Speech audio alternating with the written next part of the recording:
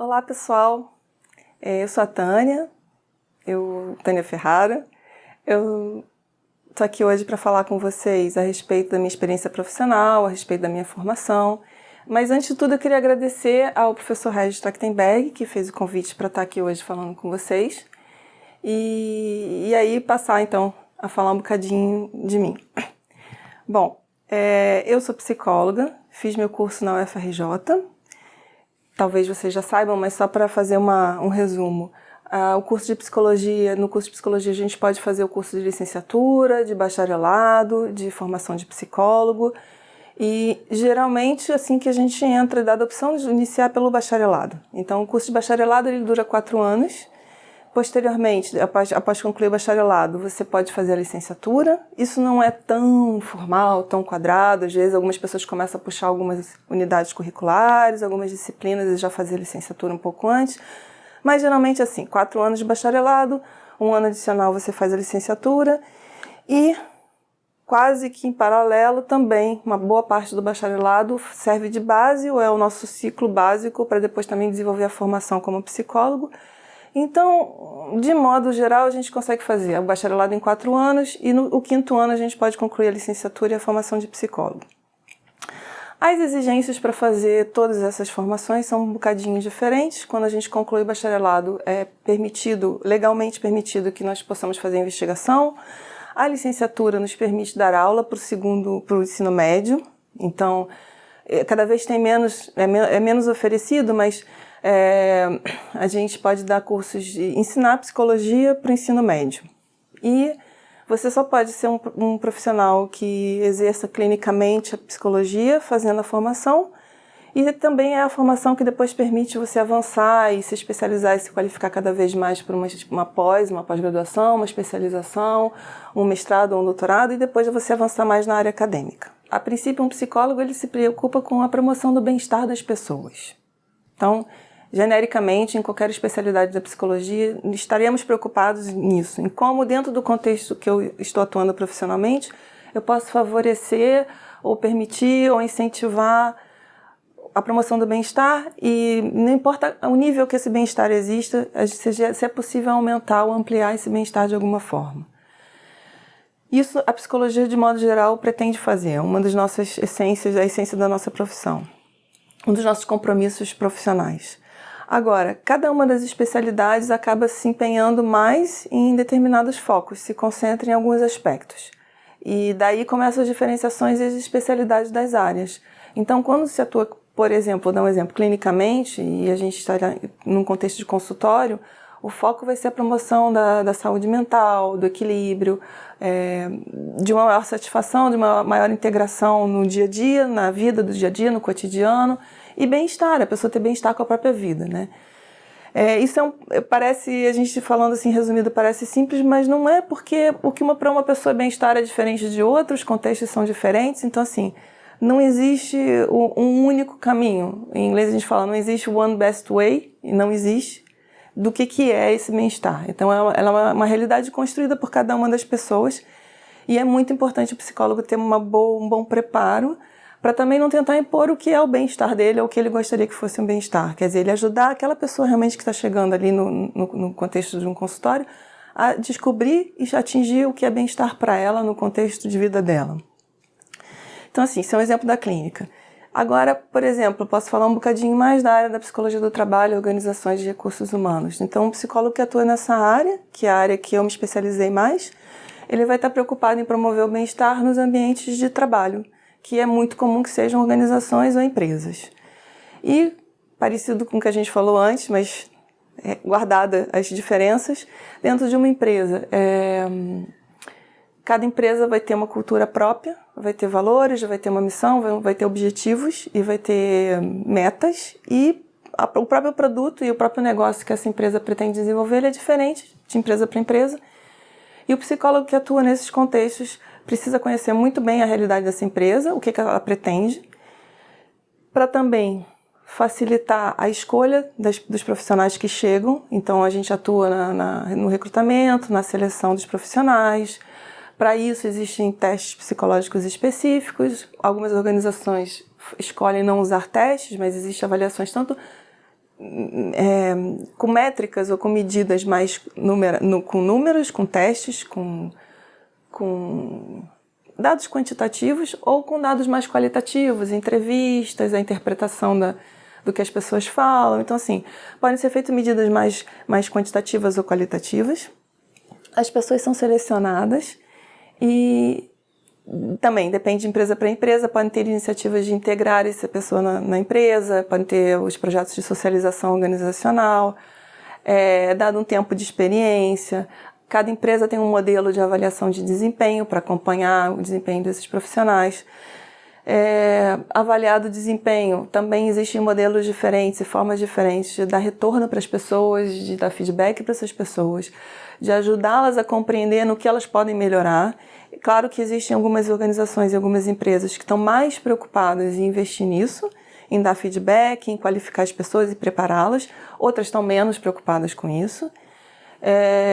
O que também o profissional de recursos humanos ou o psicólogo que está nesse contexto tem que conhecer bem, saber se isso também esse perfil da organização, qual o perfil da organização que também combina mais com o seu estilo de ser, seu jeito de ser, sua forma de intervir.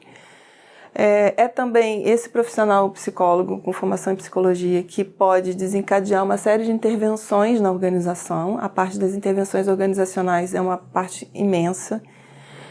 Elas podem ser promovidas tanto pelo psicólogo interno, que trabalha, é contratado da organização, mas pode ser feita também através de consultores externos, que são recrutados e pagos para vir fazer esse trabalho, essas intervenções. Existem inúmeros tipos de intervenções. Intervenções para promover qualidade de vida no trabalho, intervenções para redução do estresse, intervenções para melhorar a produtividade, só que em geral, todas querem melhorar a produtividade da organização, daquela equipe, daquele trabalhador, daquele empregado. Mas o caminho ou a forma para se melhorar essa produtividade, esses resultados, depende do enfoque, ou depende justamente dessa bagagem do psicólogo que vai orientar o que ele percebe diante da realidade que ele está vendo, que tipo de intervenção é adequada para melhorar o desempenho daquelas pessoas, que ele orienta, o que ele acompanha. Então eu falei para vocês de alguns processos que acontecem, o recrutamento, a seleção, a avaliação de desempenho, e toda essa parte de intervenções também tem um pouco a ver com o que a gente chama de treinamento e desenvolvimento organizacional. Então as empresas em geral têm planos de treinamento anuais, e aí o psicólogo na organização identifica para cada equipe os treinamentos que são recomendados para um determinado ano. E aquela equipe se organiza e se distribui em que épocas é melhor fazer os treinamentos, de que forma fazer, se o treinamento vai ser feito no local de trabalho, se o melhor é destacar e deslocar esse profissional para uma outra sala, um outro ambiente. Então, assim, isso depende do tema do treinamento e depende também das pessoas, do perfil das pessoas e das equipes. Bom, além disso, geralmente o psicólogo é destacado para minimizar conflitos, intervir e mediar conflitos numa organização.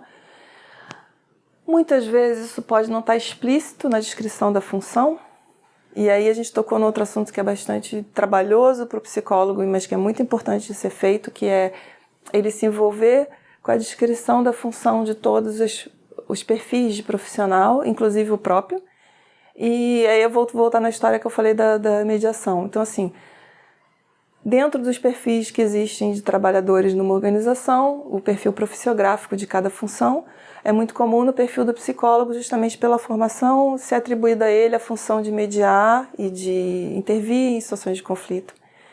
Também, pela formação, às vezes o psicólogo, apesar de nem sempre isso ser uma atribuição dos recursos humanos, ele pode ser convidado a intervir em situações quando a área de saúde ocupacional percebe desequilíbrios ou doenças, entre aspas, mentais, ou problemas de saúde, por exemplo, a depressão, ou abuso de droga, ou alcoolismo. Então, assim, quando alguns trabalhadores, isso pode acontecer, isso pode vir à tona na saúde ocupacional, isso tem que ser tratado com muito cuidado, existe um sigilo para tudo isso não pode ser divulgado, isso não pode ser falado, conversado nos corredores.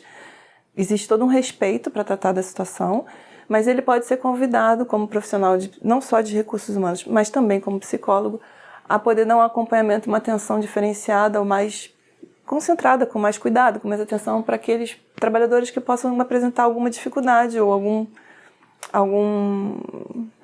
desequilíbrio que nem que seja momentâneo. E aí ele pode também, por causa da formação, ter um olhar diferenciado para isso e saber como lidar com isso.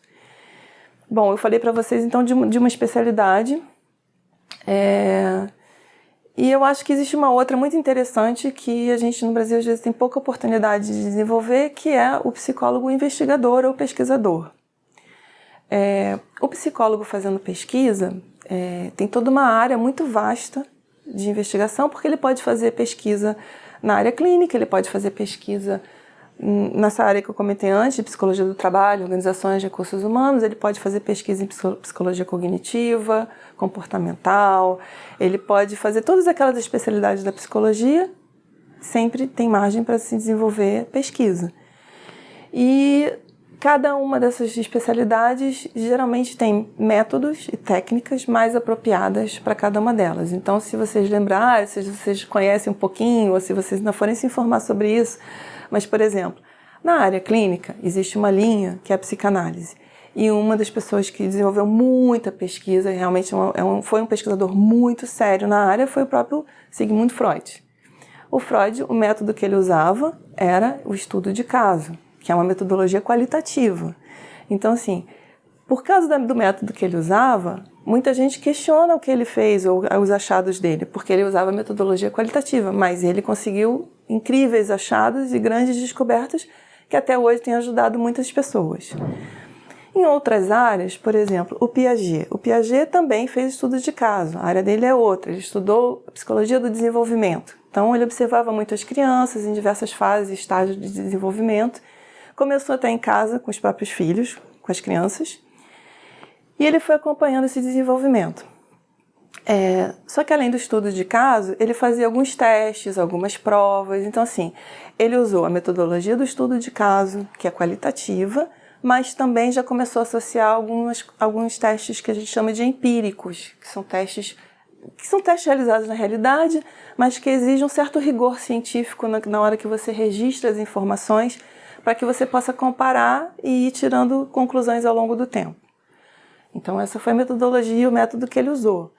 Então, assim, diversos pesquisadores, diversas especialidades usam técnicas diferentes e métodos diferentes.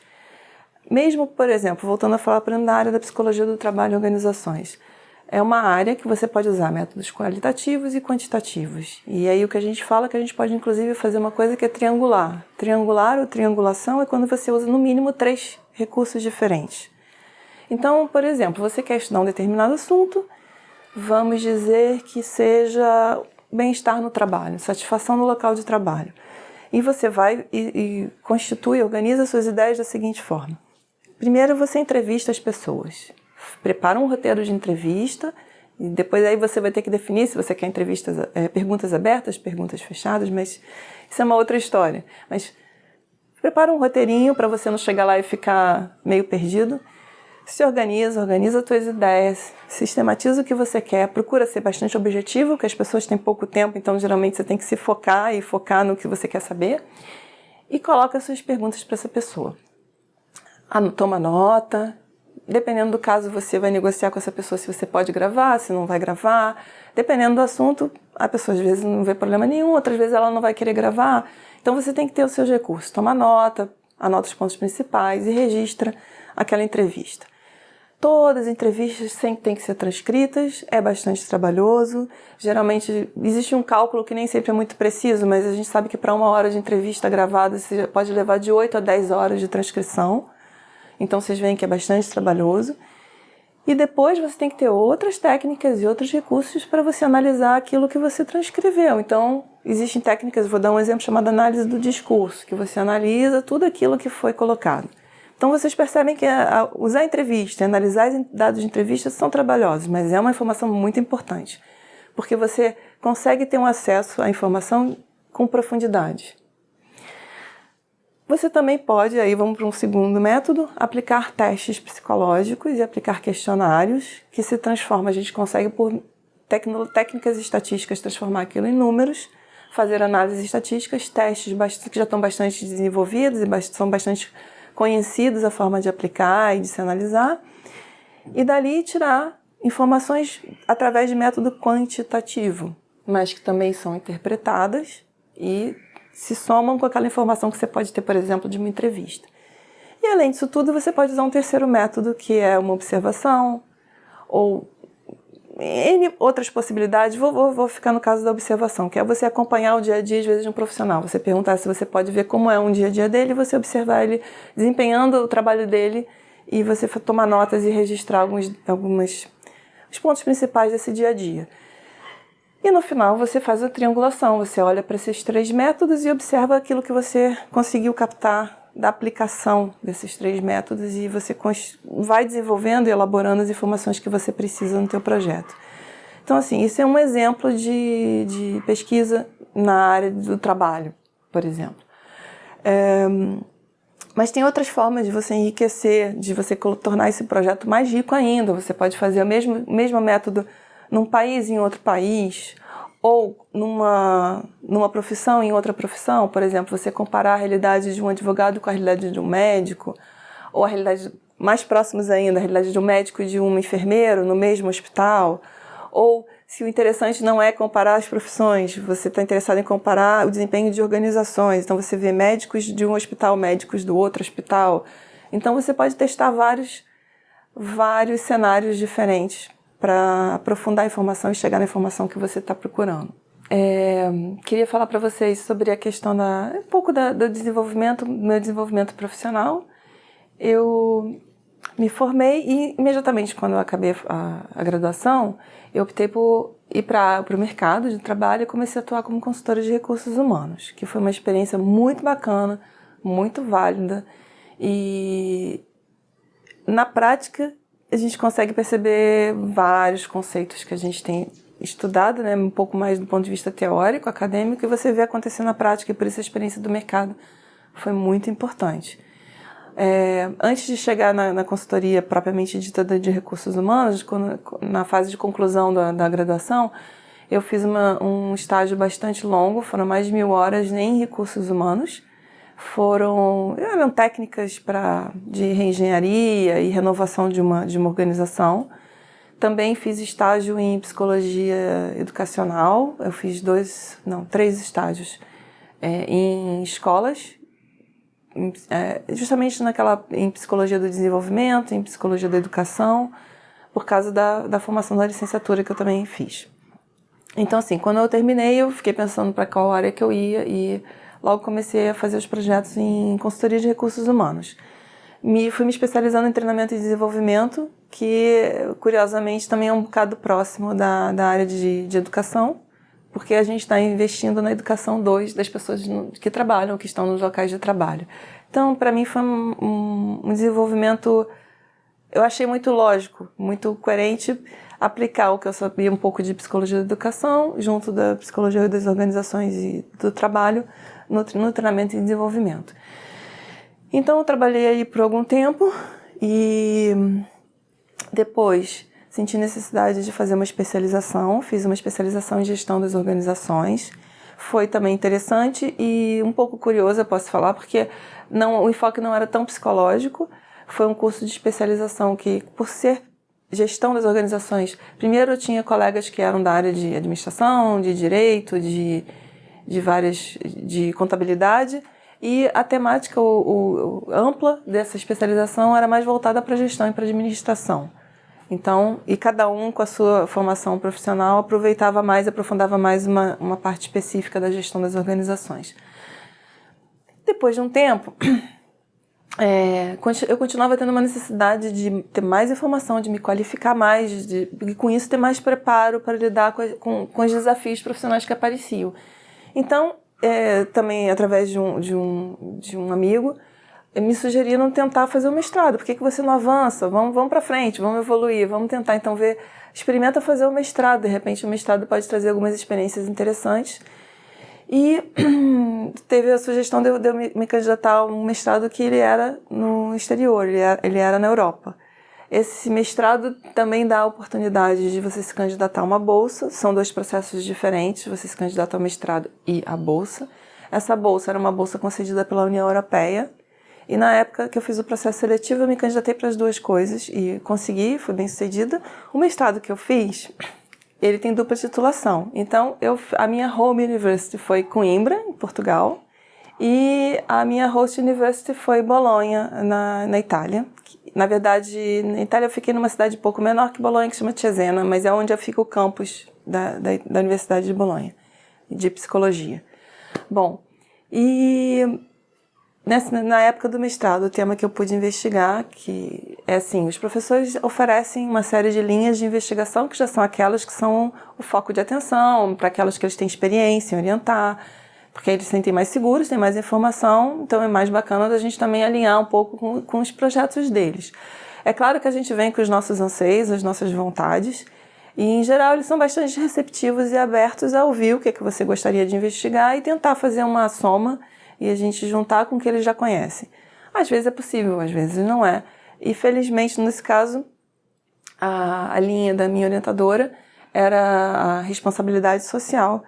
E eu pude investigar a responsabilidade social e, no caso, foi a questão do impacto ou da relação que existia entre o tempo que as pessoas já estão numa empresa, no trabalho que elas fazem, a antiguidade que elas têm no trabalho, a idade que elas têm, era o nível de escolaridade, uma série de, que a gente chama de variáveis demográficas, e a relação disso com as empresas que dizem, ou que manifestadamente, ou que afirmam que têm responsabilidade social. E o que a gente queria observar era se alguma dessas variáveis demográficas interferia na forma que essas pessoas viam a responsabilidade social das empresas nas quais elas trabalhavam. Então, de fato, a gente conseguiu encontrar algumas coisas interessantes e foi possível perceber que as pessoas que tinham mais escolaridade, e em geral também os mais jovens, viam com bons olhos as empresas que trabalham com responsabilidade social. A gente encontrou uma outra coisa que ainda é um dado um pouco misterioso, que precisa ser mais investigado, que foram as pessoas que já tinham mais tempo de empresas, mais antigos, digamos assim, os mais veteranos da empresa, não confiavam muito, tinham um certo descrédito com a responsabilidade social. Só que aí ficou uma dúvida no ar que exige mais investigação, isso é muito comum quando se faz pesquisa, deixar algumas lastros e algumas coisas para se investigar mais depois, porque às vezes não dá, não é humanamente possível, não existe tempo para aprofundar isso num determinado prazo. Então, nesse caso, a gente ficou com uma dúvida se no caso desses trabalhadores não era uma situação deles estarem um pouco desgastados ou já chegando perto do tempo da aposentadoria e terem algumas frustrações que talvez tenham pesado um pouco deles terem um descrédito com a responsabilidade social. Bom, e aí parece que vem aquele bichinho, aquele gostinho de fazer pesquisa e você gostaria de avançar mais e continuar pesquisando e o caminho é avançar para um doutorado. Então, eu fiz um projeto e, por causa das temáticas, eu já tinha uma certa impressão de que ia ser um pouco difícil de desenvolver. Basicamente, aqui no Brasil ainda existe pouca investigação ou pesquisa nessa área. Então, novamente, eu voltei para Portugal e me voltei primeiro por contatos através da internet, e-mails, e procurei ver se eu teria alguma forma de ser orientada lá. Então, submeti um projeto lá. Só que, na época que eu fiz essa submissão, Portugal estava numa situação muito difícil de crise financeira, crise econômica, então seguramente não seria através da Europa ou de Portugal que eu conseguiria uma bolsa. Só que aí eu me voltei e procurei no Brasil mesmo alternativas de bolsa que pudessem de eu concorrer e tentar novamente para ver se eu conseguia a bolsa para poder fazer essa investigação de doutorado. Descobri uma coisa curiosa, que em Portugal, e não só em Portugal, mas na Europa, existem 2 tipos de doutorado. O doutorado com curso e o doutorado sem curso. Como eu não sabia se conseguiria a bolsa, então eu me candidatei ao doutorado sem curso, que significa que você faz o seu curso de doutorado, mas não existem aulas presenciais. Você precisa se empenhar muito para que também seus orientadores e os outros pesquisadores, os parceiros, acreditem, confiem no seu trabalho, mas você não tem as aulas presenciais, quer dizer, Isso é uma coisa que pode ser, ela é ambígua, ela pode ser muito boa se a pessoa se dedicar bastante e também soubesse organizar e ter disciplina para trabalhar sozinho, para trabalhar em casa às vezes, muitas vezes, trabalhar na biblioteca. Então assim, pode ser muito bom. E tem para outras pessoas que têm um outro tipo de perfil, um outro tipo de temperamento e se faz uma adaptação melhor a fazer o doutorado com curso, que significa o doutorado com aulas. Na Europa, esses títulos eles se equivalem. Não é um melhor do que o outro, porque ambos só mostram, quando você chega no final do processo do doutorado, você é um pesquisador com uma boa qualificação, um bom nível de preparo para atingir você ter o título. Você vai ser julgado de igual forma, tendo feito um curso ou outro curso. No nosso sistema de educação no Brasil ainda não existe a opção do doutorado sem curso. Todos os nossos doutorados têm curso. Então existe essa pequena diferença. No meu caso, como eu não tinha certeza se conseguiria a bolsa, o que eu me candidatei foi o doutorado sem curso. Por quê? Porque isso me permitiria estar fazendo doutorado e estar no Brasil e ir muito menos, ou ter que estar presencialmente muito menos lá. Ou talvez só estivesse presencialmente lá no momento da defesa, se fosse o caso. Bom, mas o que aconteceu é que eu submeti o projeto lá, ele foi aprovado, e então tentei a bolsa aqui, porque as bolsas que existem aqui de fomento de pesquisa, você pode se candidatar para a CAPES, para o CNPq, e existem as instituições que são estaduais, FAPERJ, FAPESP, que são várias outras. Em alguns estados elas são mais fortes, outros não tanto, mas assim, todas elas vocês têm que acompanhar os cronogramas, todo ano abre, e perceber quais são as épocas que vocês podem apresentar os seus projetos e seguir, apresentar toda a documentação que eles pedem, submeter o projeto e tem que aguardar os prazos para serem julgados, avaliados, e depois no final você tem um retorno, que pode ser o deferimento, a aprovação, ou o indeferimento, e geralmente eles justificam. Você tem direito a questionar e, se for o caso, bom, você pode novamente tentar num novo edital. No mesmo não pode, mas você pode tentar posteriormente.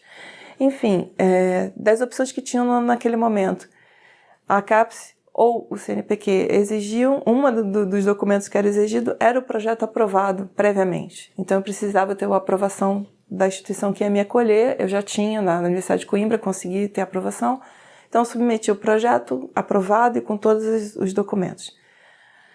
Demorou um bocadinho, mas tive o deferimento e aprovação da CAPES. E aí também eu acabei aprendendo que quando a CAPES te dá um retorno, o CNPq também automaticamente já fica atualizado e eu já sabia que a resposta que veio do CNPq era negativa. Então, se você tenta as duas, você pode tentar, não existe impedimento, mas elas se comunicam entre elas e a partir do momento que você consegue a bolsa por uma, a outra já vai automaticamente te indeferir.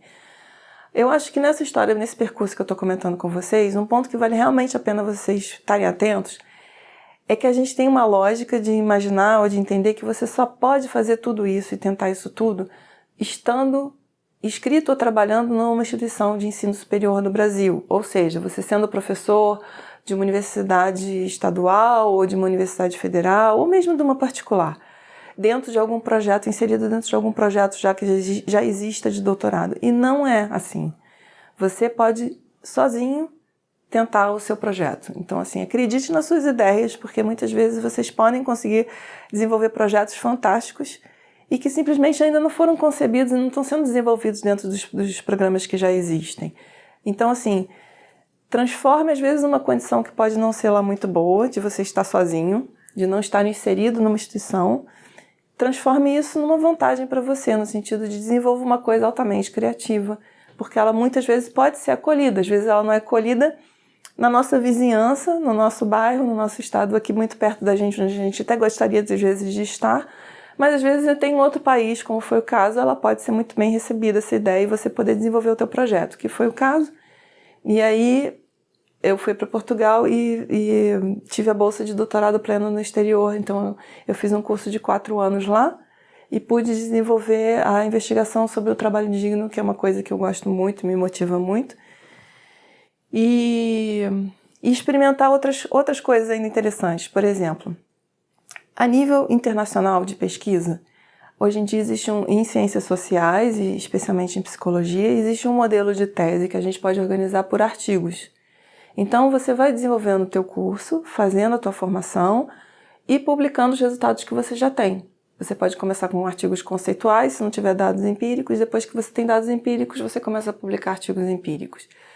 E você pode ir fazendo isso numa sequência, numa lógica, que você praticamente está construindo os capítulos da sua tese. Então, assim, apesar de a gente aqui no Brasil ainda utilizar muito um formato de tese, que é a tese grande, que é uma tese que tem toda uma lógica, uma estrutura, uma coerência interna muito importante, geralmente a gente vai produzindo ela mais para o final. E às vezes as pessoas já estão um pouco cansadas, e aí no final se sentem muito assoberbadas para escrever aquele texto tão grande que é o formato da tese ao final. E a gente publicando por artigos é bastante trabalhoso, porque você, em vez de ter esse trabalho mais para o final, você tem mais esse pique, esse treino diário, esse constante, o tempo inteiro. Então é o tempo inteiro escrevendo e produzindo e tentando submeter os artigos e entrando no processo de submissão. Mas é muito interessante, porque as pessoas geralmente deixam para escrever os artigos e submeter os artigos depois que tem o título. E depois que você tem o título, você está sozinho. E está você e todo o mercado que existe por aí, o mundo aberto.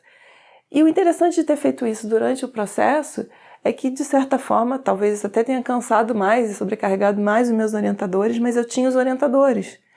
Então, eu escrevia e eles eram os meus primeiros árbitros, digamos assim, porque em ciência a gente fala da arbitragem científica, ou seja, quando a gente submete um artigo, ele passa por árbitros, por avaliadores, por revisores. E os meus primeiros revisores, os meus primeiros árbitros eram os meus orientadores. E com certeza a revisão, o trabalho que eles tiveram, qualificou e melhorou mais ainda os resultados que eu pude ter. Então, assim, foi bastante trabalhoso, foi intensivo. A gente dizia que era um treinamento para maratona, mas a qualidade, o nível de produção que você chega no final é altamente satisfatório. Você fica muito recompensado com o que você consegue. Então, no final a gente conseguiu, dentro da tese, tem o miolo, o recheio da tese, tem 7 artigos. 6 estão publicados e o 7º está em submissão, a gente está aguardando o resultado da avaliação do periódico. E aí, no final, o que você faz? Você escreve uma introdução e uma conclusão que apresente essa coerência. Você desenvolve ali o fio que conduz e que amarra todos esses textos e que faz aquilo fazer todo um sentido, o conjunto dos artigos terem um sentido global.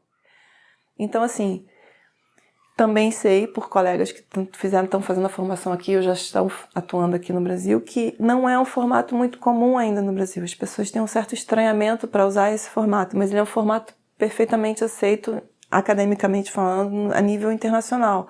Então, assim, são experiências, são riscos que a gente corre, profissionais, e que vai muito também, como eu disse para vocês, temperamento, personalidade de cada um, para ver no final o quanto isso pode ser bom, positivo. Eu tenho percebido toda essa experiência como extremamente positiva e me dá muita satisfação. Eu fico muito feliz de chegar no final do doutorado e perceber que tem 7 artigos ali desenvolvidos e já elaborados. Bom, com relação à atuação da gente na profissão. Então fica aquela questão que é assim, depois dessa formação, dessa qualificação, como é que é o desenvolvimento? Como é que é essa profissão, né? Qual que é o rumo dela? Então, uma pessoa que se forma dessa maneira, que faz uma especialização, mestrado, doutorado, em geral, vamos dizer assim, falando em geral, o que ela está fazendo está voltando a carreira profissional para a área acadêmica. No Brasil, esse desenvolvimento, o mais natural é você pensar e se preparar para dar aula nas universidades, podem ser particulares ou públicas, mas é onde um profissional como esse, com essa qualificação, ele vai se inserir. O que acontece quando a gente se insere numa universidade particular ou pública é que você, em geral, vai assumir aulas, então você vai ser professor universitário, e aí também existe uma carga horária destinada à pesquisa. Existe, claro, uma diferença dessa dedicação numa instituição pública ou privada, sendo que nas instituições públicas, geralmente, o professor ele teria, teoricamente, tem mais tempo para fazer pesquisa. Ele tem uma carga horária mais destinada para isso. E é esperado que ele faça, é esperado que ele continue publicando, que ele participe de eventos, de congressos.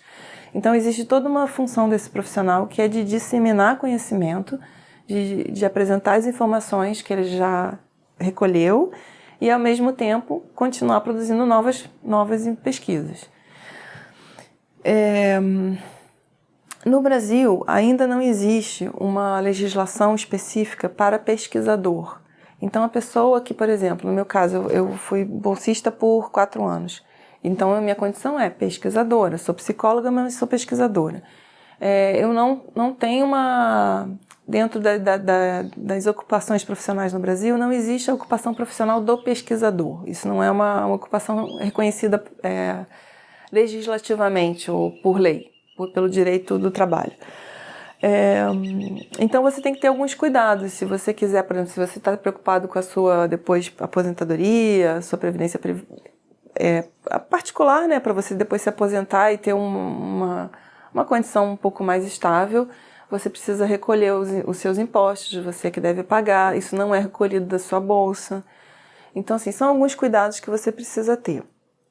Mas o que eu gostaria que vocês pensassem, e isso vai ter a ver com as escolhas que vocês vão fazer, é que se você tem esse gosto, essa vontade de fazer pesquisa e também se desenvolver academicamente, você pode ter, assim, ter um mundo inteiro para você fazer pesquisa. Então, assim, pode não ser exatamente uma ocupação profissional já legalizada no Brasil, mas é como eu digo, se você quer ficar aqui, que você quer desenvolver seu trabalho aqui, você pode ser professor universitário e vai ter o seu tempo para fazer pesquisa. Se você quer ter um outro perfil totalmente dedicado à pesquisa, mesmo em psicologia, e mesmo que isso pareça difícil, existem sistemas tanto de ensino quanto de trabalho diferentes do que existe no Brasil, e já existem, sim, por exemplo, Estados Unidos, o Canadá, a profissão de pesquisador é reconhecida e você pode ser só pesquisador. Existem outros países que eu posso dizer para vocês que estariam numa transição. Por exemplo, existe um movimento grande lá em Portugal, que eu conheço um pouco mais para poder falar para vocês, de agora reconhecer o emprego científico. Então, muito recentemente, agora, entre o ano passado e o atual ano, eles estão fazendo a regulamentação do emprego científico, criando essas categorias profissionais e criando todas as leis trabalhistas que estão associadas com a regulamentação da profissão do investigador. E, de fato, agora eles estão investindo, vamos dizer assim, carga total para se criar a ocupação profissional de investigador, especificamente para isso. Então, a pessoa vai fazer o quê? Exatamente isso. Pesquisa é o trabalho dessa pessoa. Isso também reflete um pouco o desenvolvimento do país, porque assim, os países mais desenvolvidos são aqueles que apostam mais em inovação, que apostam mais em criatividade, na renovação do conhecimento e na disseminação desse conhecimento. E é mais comum vocês encontrarem a profissão do investigador ou do pesquisador reconhecida nos países que estão mais empenhados e mais voltados para a inovação e para desenvolver novas tecnologias e novos conhecimentos. Essa associação que eu estou aqui falando para vocês pode parecer um pouco intuitiva, mas acaba que na prática é bastante assim, desse modo que eu comentei com vocês. Com relação à remuneração, no início, enquanto você está investindo nessa qualificação, fazendo os cursos, mestrado, doutorado, você vai ter as bolsas. As bolsas que são das instituições fomentadoras. E o que eu recomendo, para não ficar passando dado para vocês que varia muito, o melhor é vocês olharem realmente nesses sites da CNPq, da CAPES ou das fundações de amparo à pesquisa estaduais, FAPESP, FAPESD e outras, e consultarem as tabelas, porque são tabelas estabelecidas por lei, são sempre divulgadas em decretos, leis e tudo mais, e é público, gente. Vocês vão lá e vão ter informação, certinho. Quanto à relação à remuneração, bom, depois que você tem a qualificação, o percurso mais comum é você fazer um concurso público e se inserir nas universidades públicas. Tem as particulares também, mas em geral, vamos dizer assim, onde você vai ter mais oportunidade de fazer as duas coisas, de desenvolver a docência em nível superior, em nível universitário, e fazer a pesquisa, será nas universidades públicas, então vou falar desse caso. Vocês vão encontrar editais, não são muito comuns, porque vocês podem imaginar que na iniciativa pública, no serviço público, fica tudo muito em função da aposentadoria dos professores. Então, assim, eles abrem de tempos em tempos esses editais E no início de carreira, para uma carga horária pequena, baixa, com uma qualificação menor, em geral você pode começar, por exemplo, em torno de uns R$3.000, já mais ou menos para uma outro tipo de vaga que tem uma carga horária um pouco maior, e você tem um pouco mais de qualificação, você pode encontrar outras remunerações em torno de uns R$10.000 por aí. E vamos dizer, aquela outra vaga que te ocupe completamente o tempo, que seja uma dedicação exclusiva e que exija uma alta qualificação, já um doutorado, às vezes com alguma experiência. Existem editais que pedem que as pessoas já tenham 5 anos de experiência, já depois do doutorado. Então, assim, vai exigir que você seja já um pesquisador um pouco mais experiente. Você pode encontrar, são raras, mas você encontra vagas de 19.000, 15.000. Então, assim, é muito amplo, mas a gente pode dizer que varia, sei lá, dos 3.000 até... O mais comum é até em torno dos 15.000 para você começar, e depois, conforme você vai desenvolvendo na carreira e acumulando experiência, isso vai tendo algum ajuste e vai tendo um certo desenvolvimento. Por que eu gosto, então, da minha profissão e do que eu faço? Eu acredito que entre inúmeras profissões, cada uma tem as suas alegrias e as suas realizações, mas eu gosto muito do tipo de realização e do que a gente pode fazer dentro da área da ciência. Então, assim, não estou dizendo nem tanto academia, estou falando da ciência como um todo. Então, eu até acredito que, aí falando um pouco do meu perfil pessoal, eu realmente me identifico muito com o perfil de pesquisadora. E, tendo esse perfil, eu gosto muito da ideia de transformar o mundo ou de contribuir com um mundo melhor através do que eu faço. E eu acho que é transformando as ideias e ajudando outras pessoas a também amadurecer e a também ter um processo reflexivo mais crítico. E eu acho que esse é o caminho que a gente pode ir aos poucos transformando a realidade que está em torno da gente. E eu acredito que através do que a gente faz na área da pesquisa, é um caminho viável para isso, é um caminho possível, e eu realmente acredito que é a contribuição que a gente pode deixar, e não deixa de ser uma retribuição para a sociedade por tudo que ela investe na gente. É uma forma de retribuir esse investimento, mas retribuir transformando para melhor dentro do possível. Então, assim... E existe uma outra coisa muito importante nesse trabalho que a gente faz na pesquisa, que é você ter muita consciência da utilidade do que você faz. Então, você tem que ter muita responsabilidade quando você recebe uma bolsa, não importa de que país, mas alguém aposta em você. E se alguém aposta em você, você tem que ser responsável por retribuir essa aposta que foi feita em você de alguma maneira. A melhor maneira da gente fazer isso já que estamos nos qualificando, cada um de nós que se qualifica, retribuir isso com o trabalho que a gente faz, e a maior parte do nosso trabalho, a investigação, ela se apresenta através das publicações, das apresentações que a gente pode fazer em conferências e comunicações orais e pôsteres, e que leve as pessoas a pensar, que leve as pessoas a crescer, que leve as pessoas a amadurecer. Então, eu acho que é um trabalho que permite isso. E isso é uma alegria, isso é uma das minhas realizações, e eu acho que é por isso, se você acredita nesse tipo de coisa, essa é uma ocupação profissional que pode ser boa para você. É isso que eu gostaria que vocês pensassem. Pensando naqueles pontos mais difíceis, né? Naquilo que pode ser um fator dificultador no desenvolvimento de uma carreira acadêmica. Lembrando daquele percurso que eu comentei com vocês, mestrado, doutorado, eu vou falar mais desse ponto final, da parte final do doutorado.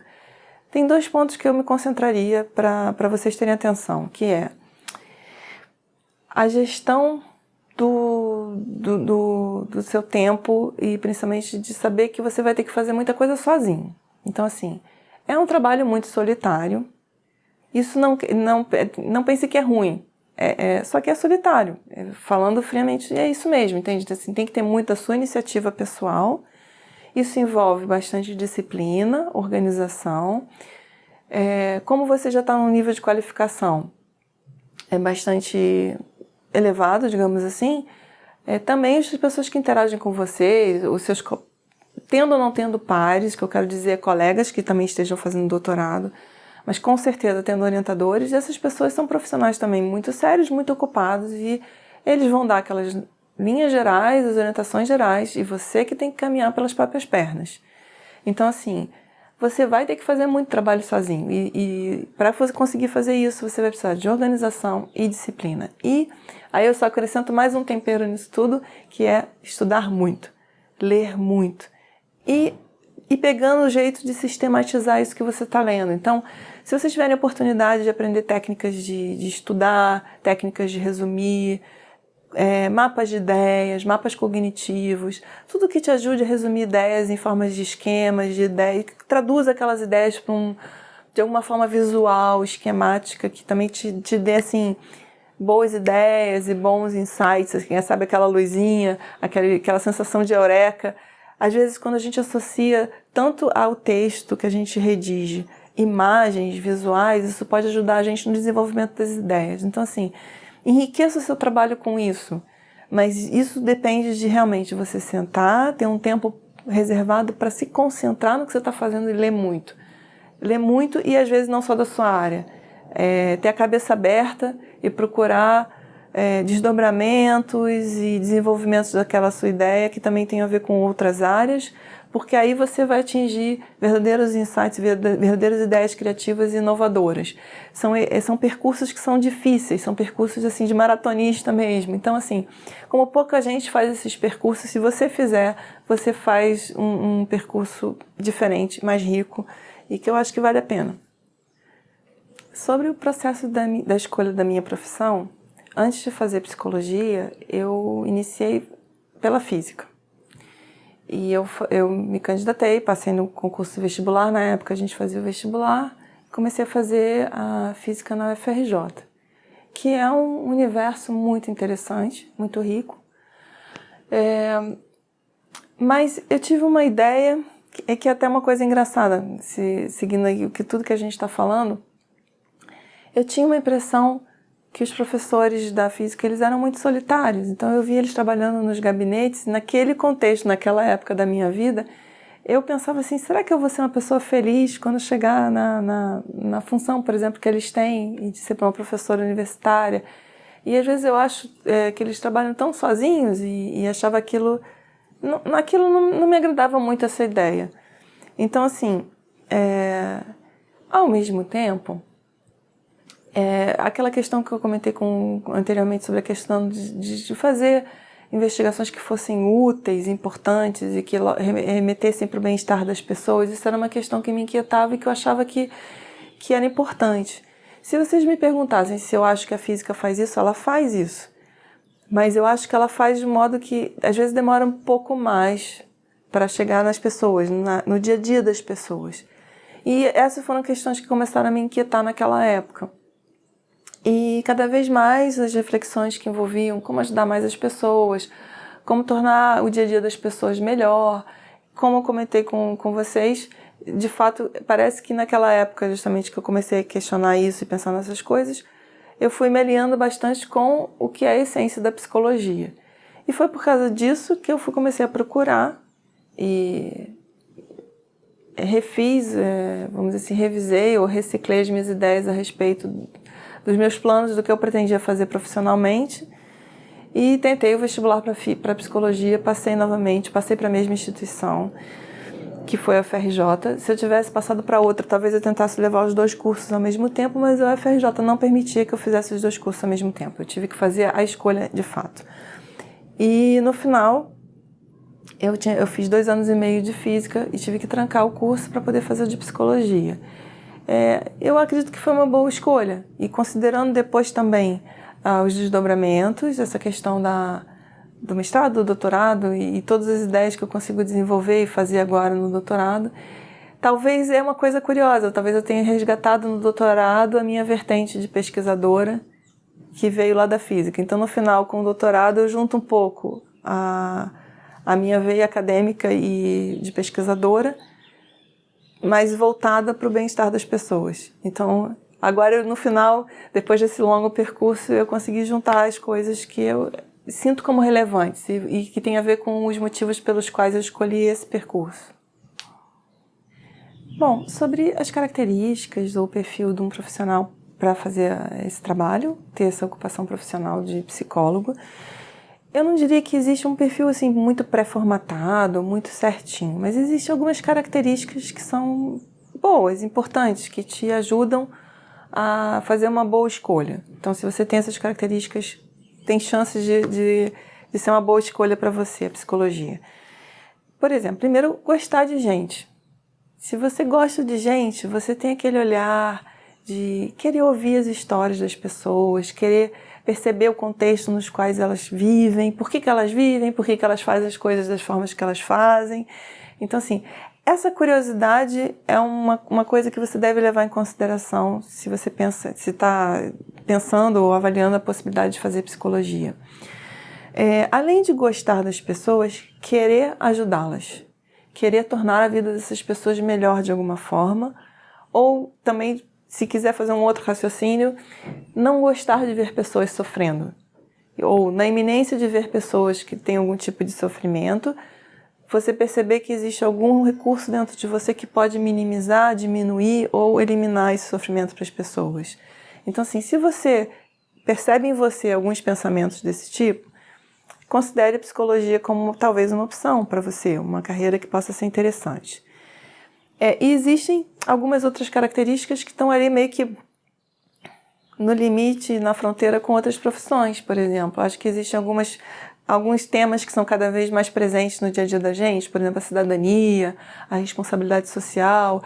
Essas são temas que têm a ver, às vezes, com a antropologia, com a sociologia, que são outras áreas muito próximas, e que, às vezes, talvez a gente pense assim, mas se eu fizer psicologia, o que isso tem a ver com cidadania ou com responsabilidade social? Mas tem muito a ver, porque, assim, as pessoas que são os psicólogos que se preocupam com outras pessoas e melhorar o ambiente, melhorar o bem-estar das pessoas, estão trabalhando para uma cidadania mais saudável, com responsabilidade social e com sustentabilidade, porque é um investimento do agora para o futuro e a gente tem que pensar não é só no agora, a gente tem que pensar também no que a gente está produzindo nesse mundo e o que vai acontecer daqui para frente. Então, assim, eu acho que esse conjunto de características são só algumas. Eu recomendo que vocês até escutem outras pessoas também, pesquisem um bocadinho mais, mas são algumas características que eu acho que são importantes para uma pessoa que pensa em fazer psicologia. Bom, pensando em filmes que falem sobre a psicologia, primeiro da psicologia de modo geral, a gente tem um filme excelente com Robin Williams e Matt Damon, que é sobre a integração de um rapaz superdotado, como era a vida dele era difícil e ele era pouco adaptado, e como que a intervenção de um psicólogo pode ajudá-lo a se integrar melhor e ter mais satisfação com a vida que ele tinha, com as potencialidades e as qualidades que ele tinha. O nome desse filme é Gênio Indomável. Acho que vocês vão gostar muito desse filme. Existe um outro filme que aí ele aborda aspectos mais da psicologia do trabalho e organizações, que chama O Estagiário. É um filme francês e é muito interessante.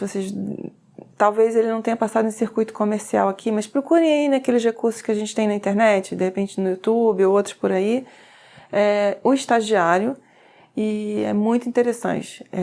Ele aborda realmente aquela fase que um estagiário entra numa organização, vários fatos que acontecem com essa experiência e as consequências da ação desse estagiário. Então, assim, é um filme bastante interessante, vale a pena vocês procurarem.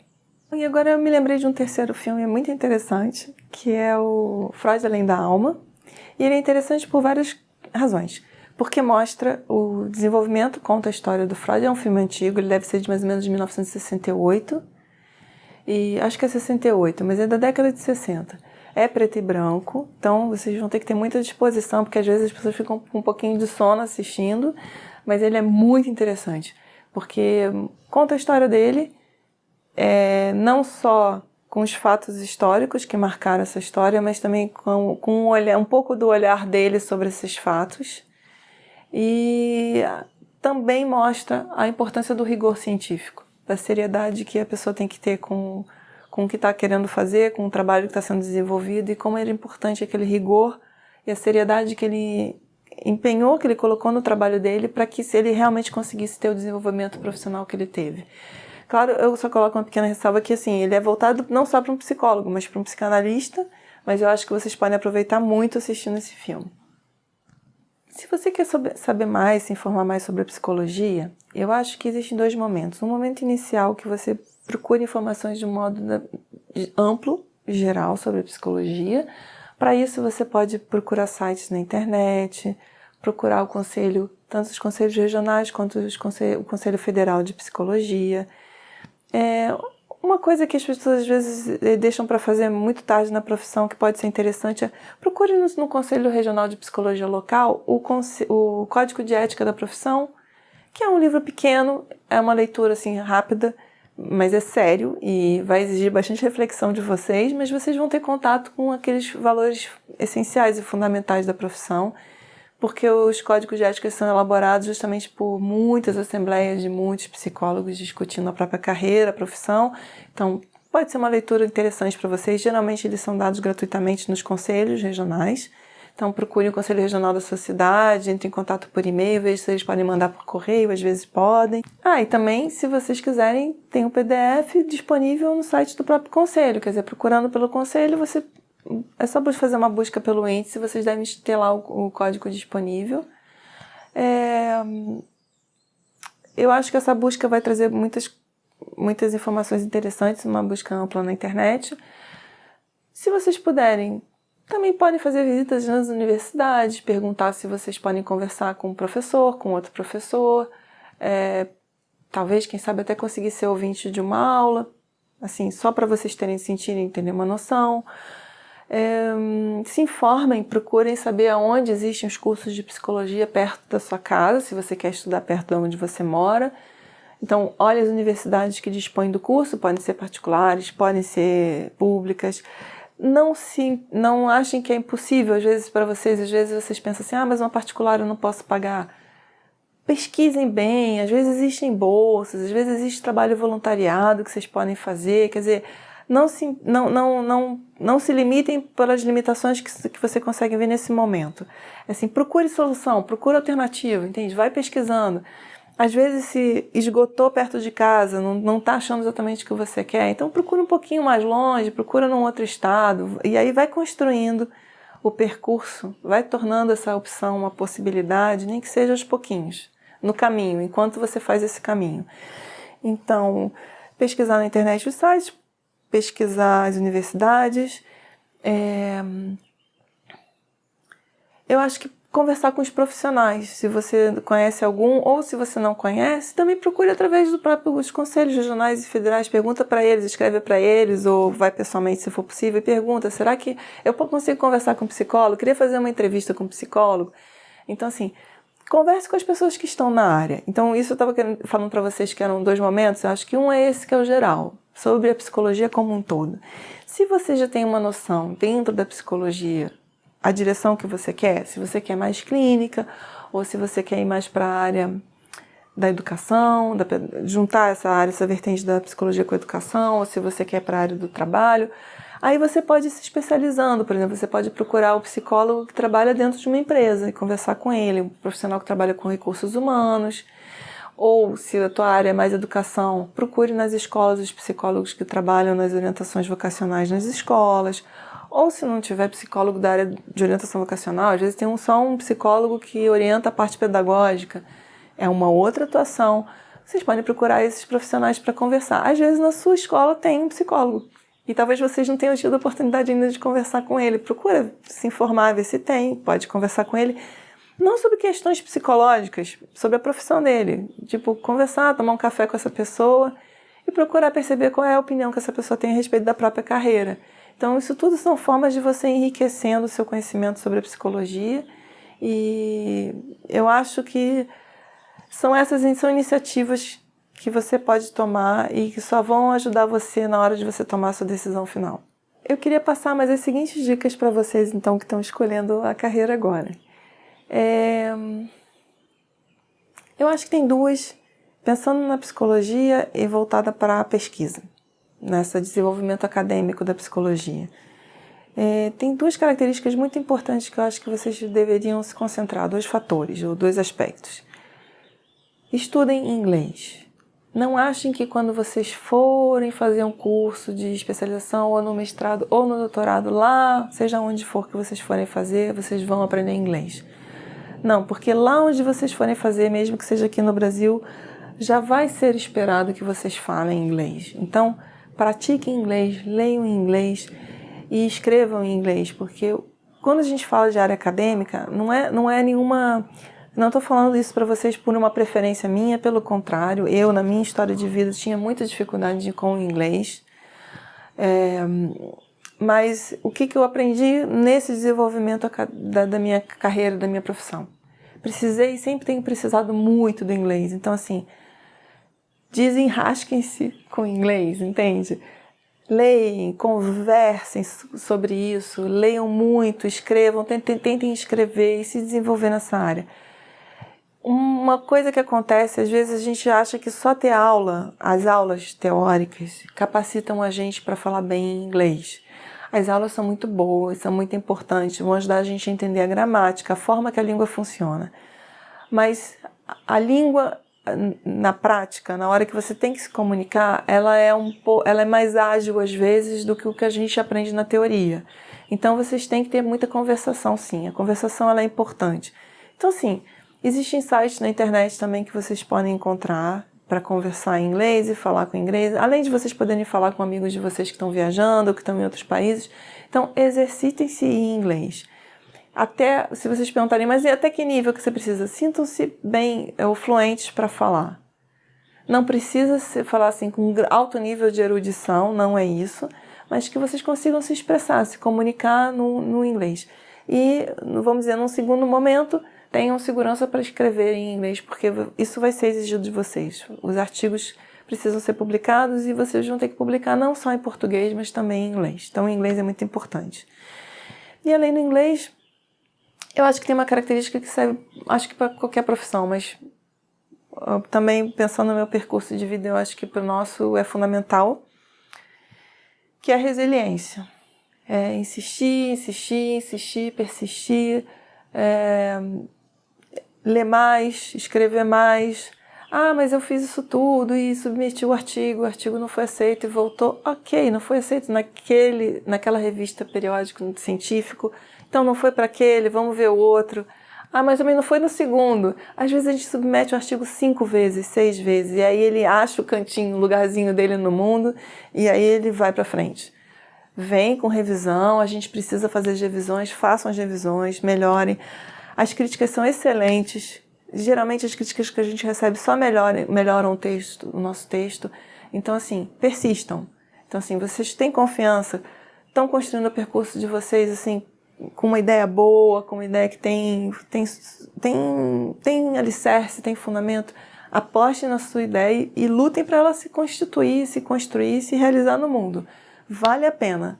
É uma realização pessoal que só vocês têm que passar por isso e experimentar. E eu tenho certeza que vale muito a pena. Então, queria agradecer a vocês por estarem assistindo esse vídeo. Espero que tenha apresentado informações importantes, dicas úteis e que ele contribua de alguma maneira para a realização profissional de vocês, para o sucesso que vocês estão procurando na vida de vocês e que venham grandes realizações daqui para frente. Boa sorte e que venham grandes conquistas.